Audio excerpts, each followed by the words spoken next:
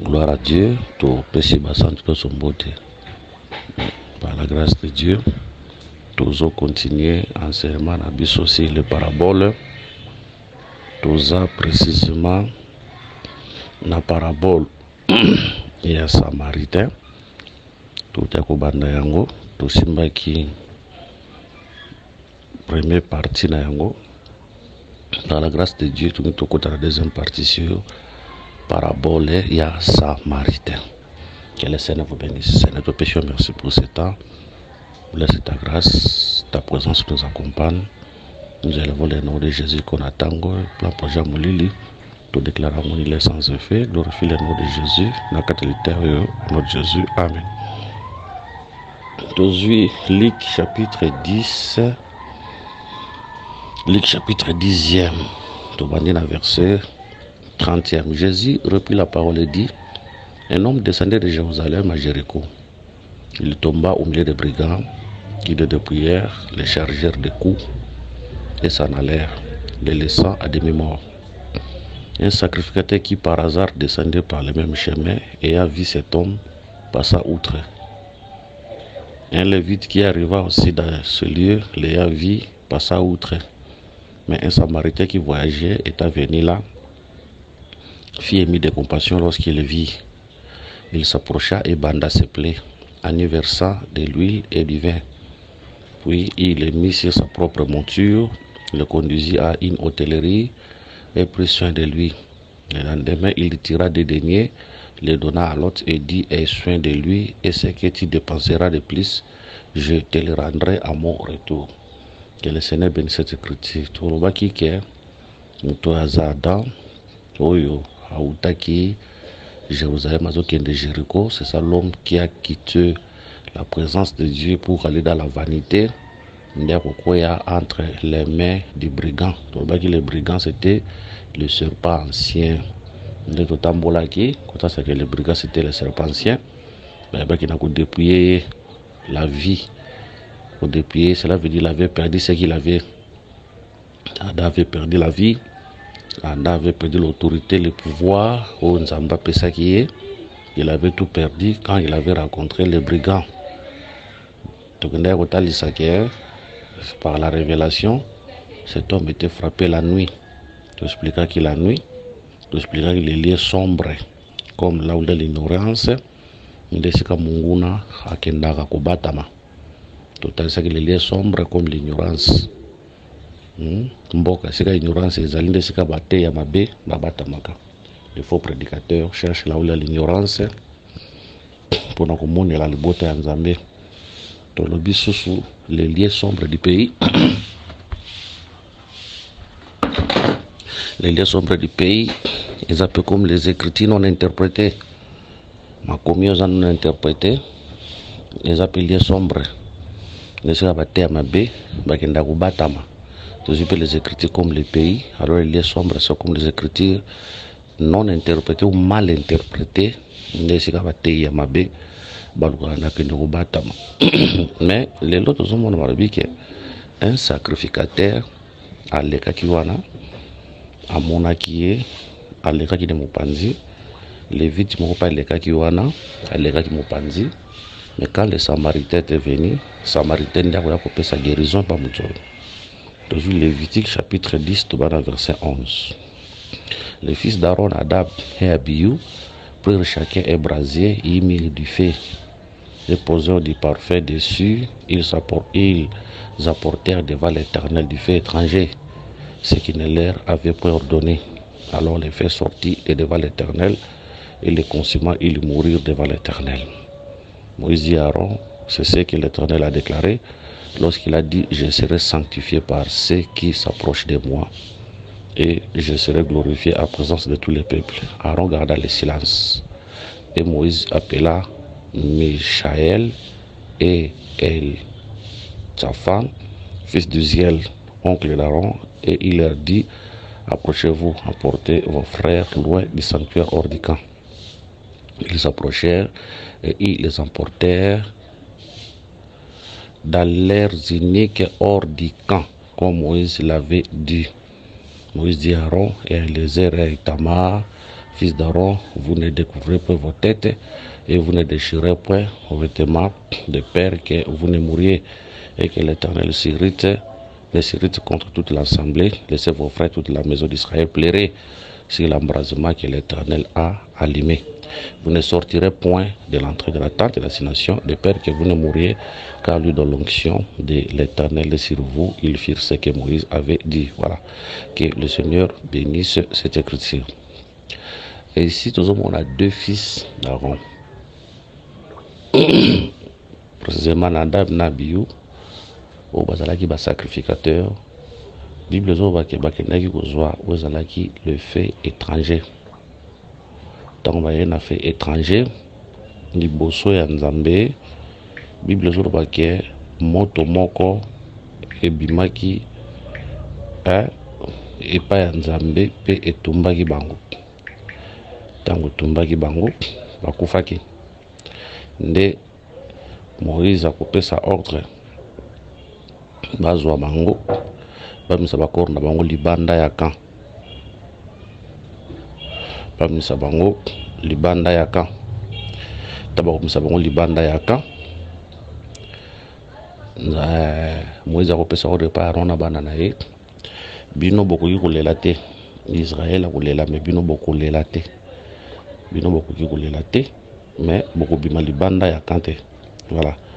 Bino bokobima libanda ya kante bokolela te mais Israël akolela. Lokoyo Dieu parle tantôt d'une manière tantôt d'une autre. Adun koloba ezana ngopeka à quelque sorte likambo ya Parisia ce type oyo autaki na Jérusalem ba frappaki na ba brigand ezo ya pe les deux fils Nadab et Abihu batal s'appelle Adam parce que l'homme a représenté le chiffre 3. L'homme a représenté le chiffre 2, tant aussi le chiffre 3, le corps, l'âme et l'esprit. Mais tant aussi le chiffre 2, l'homme intérieur, l'homme extérieur. Donc, des types, les deux fils d'Adam et d'Aaron, l'hôtel s'appelle Adam. N'oubliez pas que Adam aussi était un sacrificateur. Cela veut dire un serviteur de Dieu en Éden. Qui est un serviteur. Parce que les bandits qui jouent dans le peuple, si on joue dans le peuple, on va séparer dans le peuple. Après, on va couper ses vêtements sacerdotal pour voir ça dans Nzambe. Dans temps, on va jouer dans la poussière. Poussière, on va peuple. Poussière, ça va peuple. Tant on va jouer dans la poussière, l'autre, ça peut comment Dieu séparer les vies du peuple. Le vêtement sacerdotal, on a coupé ça Adam pour travailler, c'était le souffle.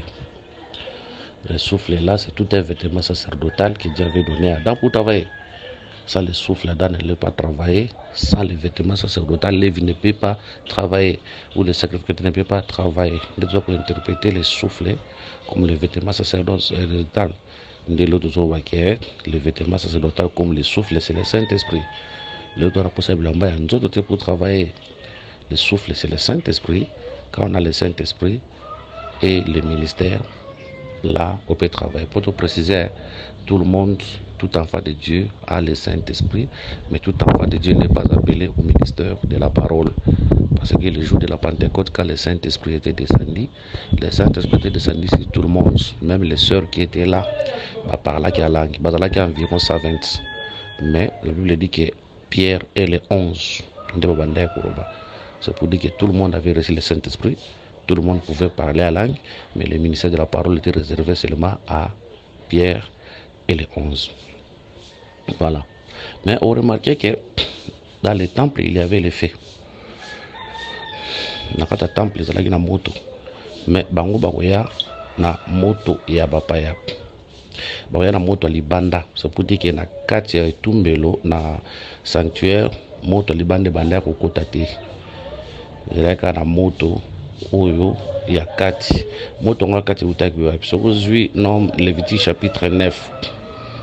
So vous Lévitique chapitre 9 verset 22 à 24. Aaron leva ses mains vers le peuple et il les bénit. Puis il descendit, après avoir offert le sacrifice d'expiation, l'Holocauste et les sacrifices d'action de grâce. Moïse et Aaron entrèrent dans la tente d'assignation. Lorsqu'il en sortit, il bénit le peuple et la gloire de l'Éternel apparut à tous les peuples. Les faits sortit de devant l'Éternel et consuma sur l'autel l'Holocauste et les graisses. Tous les peuples le virent et ils poussèrent des cris de joie et ils se jetèrent sur leur face. Abatal Sabiso, Tango Moïse, Aaron, bayebaki na kotia oyo ezalaki mbeka, bayebaki na kotia oyo ezalaki mbeka likolo etumbelo mpe moto ya nzambe kitaki. So moto ya nzambe ndenge kitaki wana moto wana ekoya kokufa lisu te. Depuis que le fait qui était sur l'autel ezalaki moto oyo eutaki pa nzambe ye moko. Yango sozwi na Lévitique 6 verset 5, nzambe azopesa mobeko alobi le feu brûlera sur l'autel, il ne s'éteindra point. Chaque matin, le sacrificateur y allumera du bois, arrangera l'holocauste et brûlera la grâce des sacrifices d'action de grâce. C'est pour dire que le fait qui était sur l'autel, il qui monte ou qui pas nzambe, ou yo pas sacrificateur, et c'est qui va entretenir yango afin que motoana et kufate. Voilà. Mais awa tozomona bango bake kozwa moto ya libanda. Donc na moto ya libanda nde eloko kopesa nzambe kanda nzambe akoyebana koboma bango parce que moto déjà ezalaki mais bango bake koya na moto ya libanda nde kotindika nzambe ayeba na koboma bango. Dans la Bible, nous interprétons maintenant pour dire les faits symbolisent aussi la parole. Jérémie 23 verset 29. Ma parole n'est-elle pas comme un fait, dit l'Éternel, et comme un marteau qui brise les rocs. Ici le Seigneur a comparé parole nae na moto. Ici le Seigneur a comparé parole nae na marteau. Donc la parole yemoko azakana nature moto, la parole yemoko azakana nature ya fait et ya marteau. C'est pour dire que la parole de Dieu c'est le fait, la parole de Dieu c'est le roc. Ah tout ce que nous il y avait les faits. Mais moto wana qui le jour à Pentecôte où Seigneur là qui ba ebana ko entretenir on peut ba sacrificateur pour ekufate nde bango bazoya na moto ya libanda ndesko moto ya nzambe il faut boma bango nde tout ce que nous kozonga na Eden tant on interpréter la parole comme les faits tant on kozonga na Eden on remarquer en Eden il y avait un fait, le fait qui était en Eden c'était la parole de Dieu. Nzambe ça qui est pas à Adam, tu pourras manger de tous les arbres. Mais quant à la reconnaissance du bien du mal, ça c'était le fait de l'Éternel. La partager comme la parole que Dieu avait prononcée en Éden. Mais remarquez, quand le serpent vient, il y a avec une autre parole. Cela veut dire avec le fait étranger. Avec le fait étranger. Dans Wada, cela veut dire avec le fait étranger. Alors automatiquement Dieu devait les tuer. Les faits devaient sortir de l'Éternel pour les tuer. C'est pour dire que quand Nzambe a pensé qu'il est mauvais, qu'il Nzambe ne mutu akoyeba na ko détruire. Donc les faits est koboma nde azokufa. Ndazokufa. Mais Nzambe a se servir quand la serpent pour accomplir les canisinae et pour apporter mort na kata via Adam. Que le Seigneur vous bénisse. Il y a un autre baquet, le feu, et qui t'a comme la Pentecôte, pour la biso, le fait de descendre le jour de la Pentecôte, ce fait là, c'est la sainte doctrine. Où il y a qui là, il y a mon sens. Donc les sacrificateurs doivent veiller sur le fait, en fait, que le fait qu'on fait. Donc les sacrificateurs aujourd'hui doivent veiller sur la sainte doctrine. Or les sacrificateurs aujourd'hui, ce sont les ministres, qui doivent veiller sur la sainte doctrine. Les faits étrangers, les autres, c'est toutes les mauvaises prédications. Oyo, écoutez les loups, toutes ces mauvaises prédications-là, c'est ça, les faits étrangers. Donc, matin, soit ma bé, les autres, c'est les faits étrangers. Des mauvaises prédications, c'est les faits étrangers. C'est un peu de parce que, tant que tu as l'idée, ma bé, nous avons pas Maintenant remarquez, les deux fils étaient morts. Il y a des fils qui faisaient pour nous que Adam était mort, même sur le plan spirituel et sur le plan physique. Il y a se manifestait que le la vie Adam, c'était quelle mort? C'était la mort spirituelle. Parce que le Seigneur lui avait dit le jour où tu mangeras, tu mourras. Satan a causé à lui, ça c'était un mensonge. Un mensonge. Mais le Seigneur sait que beaucoup maloko la yé a connaissant le bien du mal. Dans un côté qu'on a été mangé c'était tout un mensonge à cause de qui. Tant qu'il n'y a pas vu allié pour n'avoir mon avis pour quitter, mais en réalité à Koufaki. Frère pour la vie, celui qui vit dans le plaisir est mort quoi qu'il vivant. Donc à Koufaki, c'est là où la mort spirituelle avait commencé. Après 930 ans, la mort physique est à Kokota. Le total, c'est que mon chiffre d'être. L'homme est extérieur dans l'homme intérieur. Mais premièrement, c'est l'homme intérieur qui était mort, la séparation entre l'homme et Dieu. Quand l'homme se sépare avec Dieu, c'est la mort spirituelle. Après, mort spirituelle, on est entraîné la mort physique. Mort à nous autres, mais vous remarquez, et vous allez nous beaucoup écouter ça, s'il vous plaît. Tous les sur écriture en haut. Lévitique chapitre 10, qu'est-ce qui va se passer? Tangu Bakufi, Moïse a coupé sa ordre. Verset, non, oui, Lévitique 10, verset 4. Et Moïse appela Michaël et Elchafan, fils de Ziel, oncle d'Aaron, et il leur dit, approchez-vous, emportez vos frères loin du sanctuaire hors du camp. Voilà. Bazo bimisa bangolo quoi parce que bimisa bangolo libanda ya camp. C'est ça Adam. Autant bazo kufa forme libanda ya camp. Voilà, c'est ça. Libanda ya camp, c'est ça Adam chassé hors d'Éden. Hein? C'est ça chassé, Adam chassé hors d'Éden. Mais vous remarquez que tant que bima, Moïse a interdire Aaron nabana na eba ke ni matanga te. Mais Israël azo lela. Mais Aaron avec ses deux fils Baroya Matangate. Et le contraire, ça va l'ancienne alliance. Donc, il y a l'ancienne alliance quand le peuple était dans les deuils. Quand le peuple, parce qu'il y a malheur, quand le peuple est pleureux, mais nous avons pour venir secourir l'homme. C'est ça, Aaron, avec ses deux fils, au Bakubimate, Batikali Kanakata sanctuaire. Ah, Batikali Nakata sanctuaire. Ici, je prends Aaron et ses deux fils, le rôle en Zambé. Ouyo, atikala ko participer na déité, atikala ko participer na mawa ya mutu. C'est ça les sacrificateurs et les lévites bazo leka batiki mutu na kati nini na kati pasi nae à souffrir ndengwana. Donc tout le long de l'ancienne alliance nzamba atikala ko tra déité ya mutu te, nzamba atikala ki mutu na pasi nae, nzamba atikala ki mutu alela kuna nzamba na kati azalaki te, nzamba azalaki nae musika ya mutu.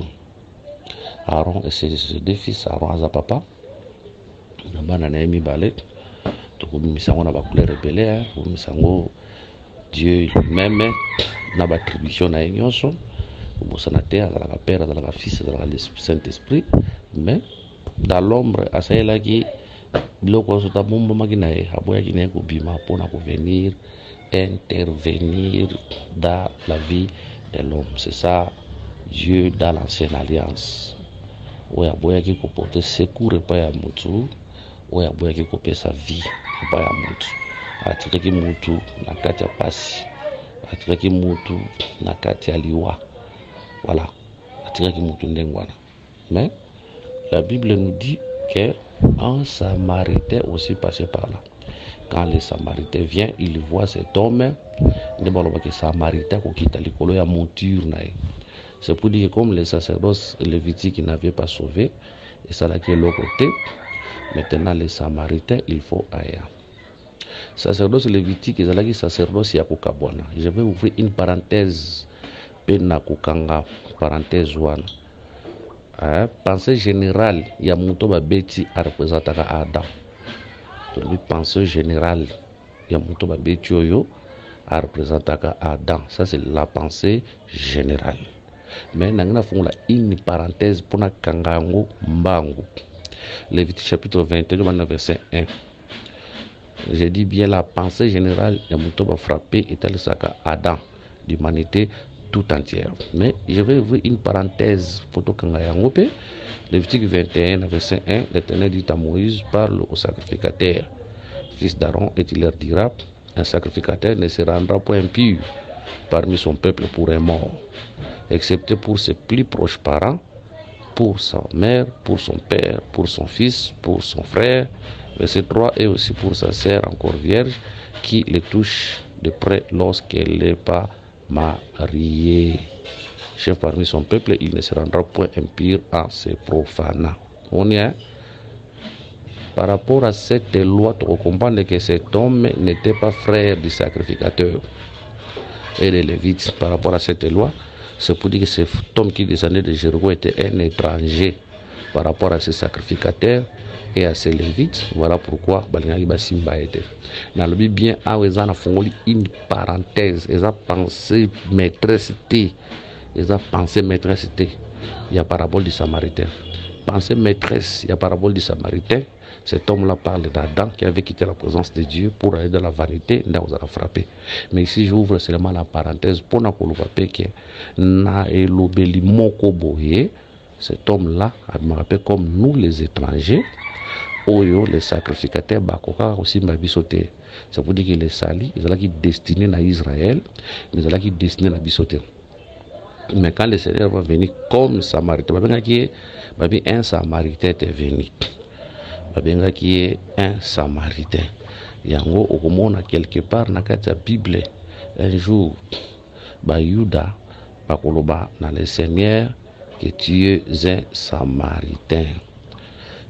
S'il vous plaît, si je vais trouver cette écriture, ce qui n'a pas écriture, on a voulu le temps que na luka yango.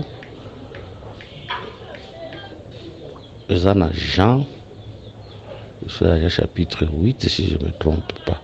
Oui, Jean chapitre 8, verset 48. Les Juifs lui répondirent, n'avons-nous pas raison de dire que tu es un Samaritain et que tu es un démon? Voilà, verset 49. Jésus répliqua, je n'ai point de démon, mais j'honore mon Père et vous m'outragez. Un Samaritain pour un démon.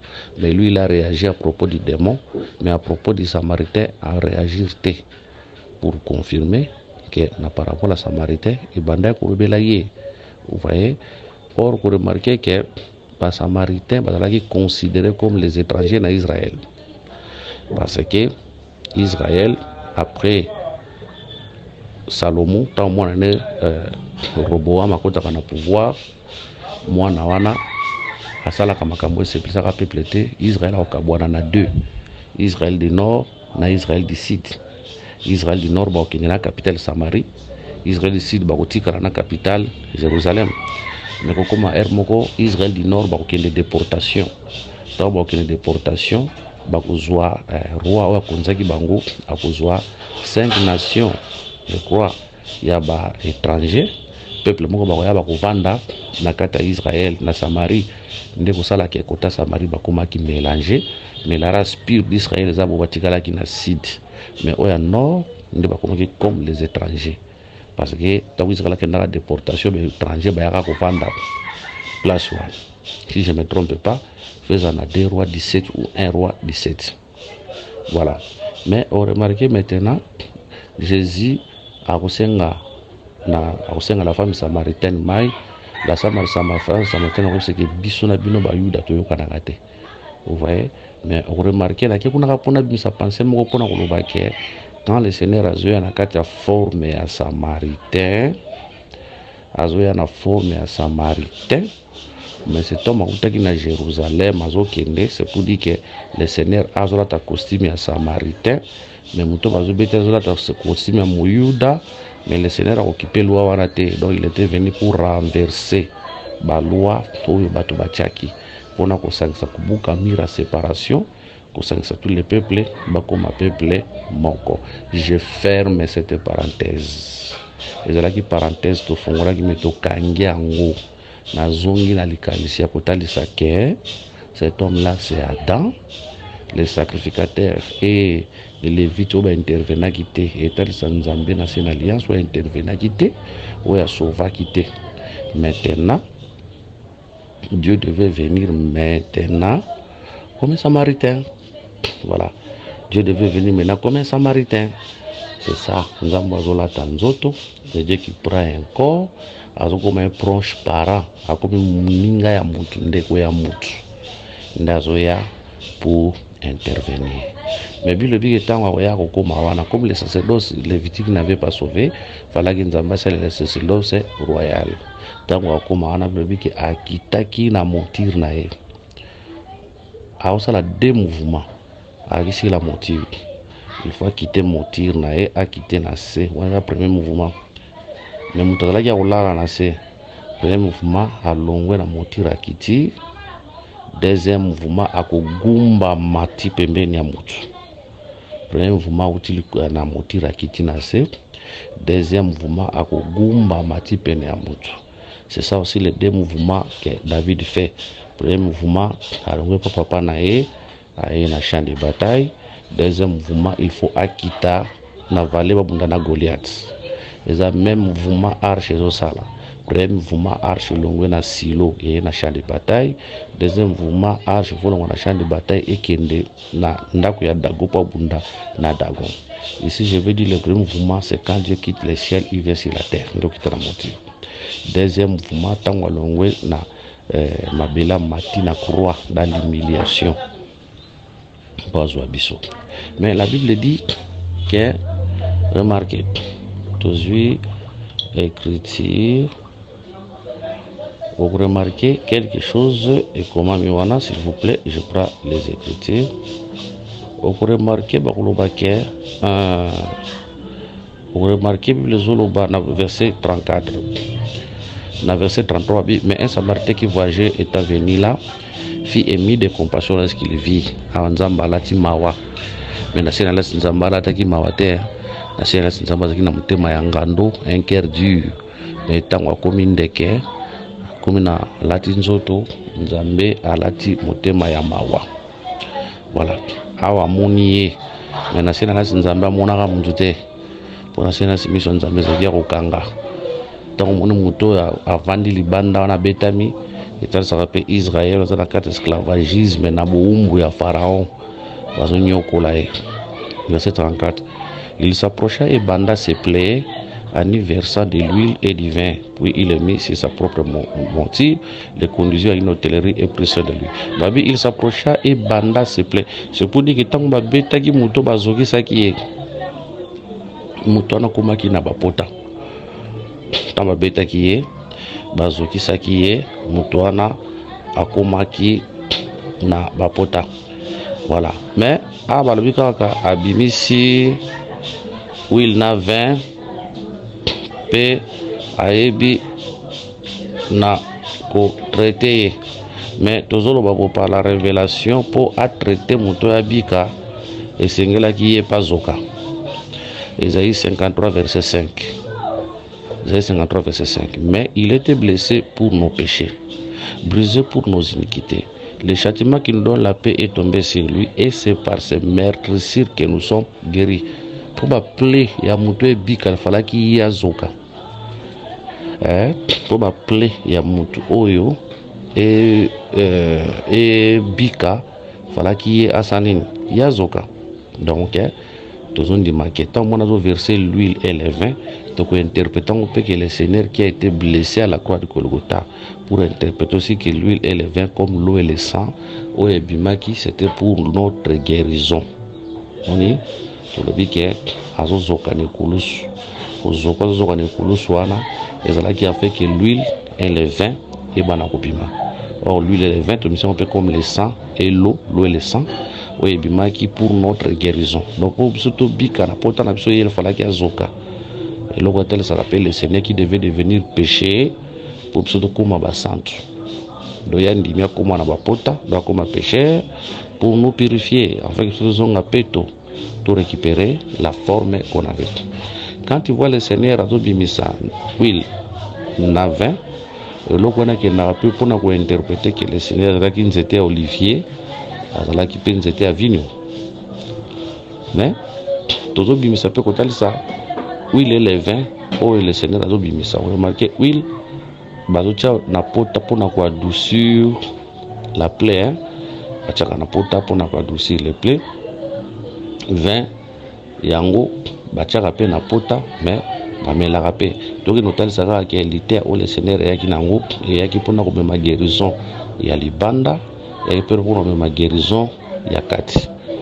La parole de Dieu traite à l'extérieur et la parole de Dieu traite l'intérieur.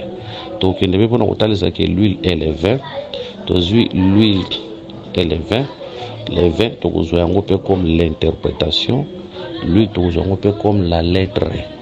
C'est pour dire que le Seigneur a fait la lettre et l'explication pour nous guérir. À la loi et au témoignage pour nous apporter guérison na kati na biso. Que le Seigneur vous bénisse. Après avoir aussi le sayango, il faut que mutu a matière likoloya motif. C'est ça le Seigneur. Où il y a un péché pour ce soit santo nae. C'est ça le Seigneur. Où il y a un nzamba so ndima koma mutu pour ce soit bon nzambe nae. To koma lolengeye azalaki bongo akindotika mutu na hôtellerie. Voilà, to continuer wana prochainement. Que le Seigneur Jésus-Christ vous bénisse. Coordonnez M. Zali, plus 243 99 88 77 333, plus 243 84 22 64 114. Que le Seigneur Jésus-Christ vous bénisse. Prochainement, aussi sa dernière partie, il y a Samarité, pour tous les paraboles, nous priez pour nous.